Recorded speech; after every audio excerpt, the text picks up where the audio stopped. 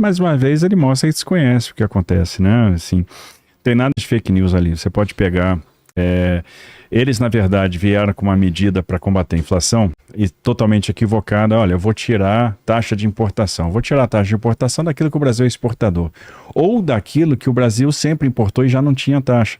O Brasil sempre foi importador de trigo. Inclusive, oferecia cota para alguns países e essas cotas não eram alcançadas, né?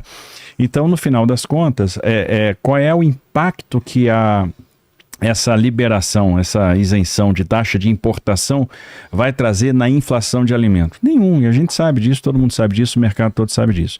E aí eles empurram a responsabilidade para os estados e falam o seguinte: olha, estados, vocês precisam zerar o ICMS da cesta básica, dos produtos da cesta básica. Pois bem, aqui em São Paulo a gente já faz isso, primeiro, aqui você tem a cesta básica paulista, então você tem uma alíquota modal de 18%, a cesta básica paulista é taxada em 7%, mas dentro da cesta básica paulista, você tem uma série de produtos que estão isentos de ICMS.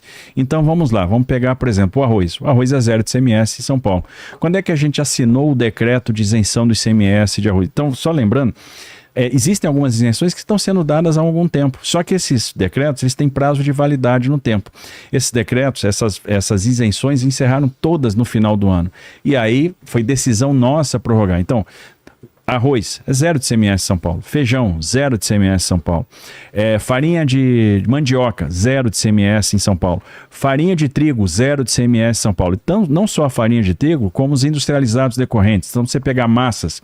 Se você pegar massa, vai lá na tabela da Abras, tem 7% de ICMS. Mas aí não dá para esquecer que tem um crédito outorgado de 7%. Então, a gente, no final, compensa. Então, o crédito que a gente outorga, zera a alíquota.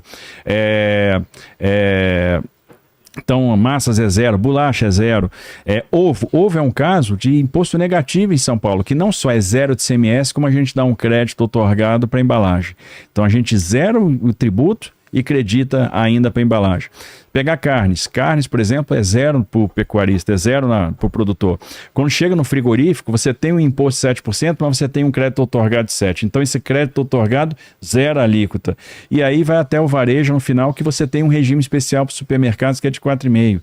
Então, assim, boa parte dos produtos aqui em São Paulo já estão zero, e isso é verdade. A gente tem todos os decretos. Então, assim, é um pouco desconhecimento do assunto e ficar se justificando. E outra, é uma coisa que tem que ser dita. O que pode aliviar a inflação de alimentos? Não é nenhuma ação do governo, é o fato da gente esse ano ter uma super safra. Ano passado choveu pouco, a gente teve quebra de safra, esse ano você vai ter uma super safra.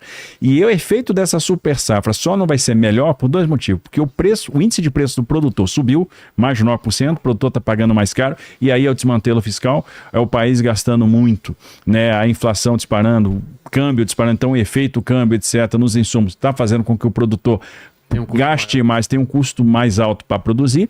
E o segundo efeito é estrutural, é a questão frete. Então, o que acontece? A chuva do ano passado atrasou, o pessoal plantou em novembro, plantou em menos tempo. Hoje a gente tem tecnologia para plantar em muito pouco tempo. A gente tem que plantar em pouco tempo para aproveitar a janela para a segunda safra. Então, como todo mundo plantou em muito pouco tempo, todo mundo plantou junto, todo mundo colhe junto. Pressiona transporte, o preço do combustível subiu.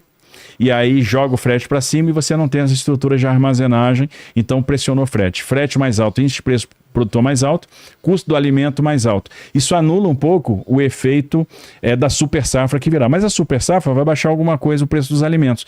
E esse efeito não tem nada a ver com a ação do governo, que é o governo gastador. Olha,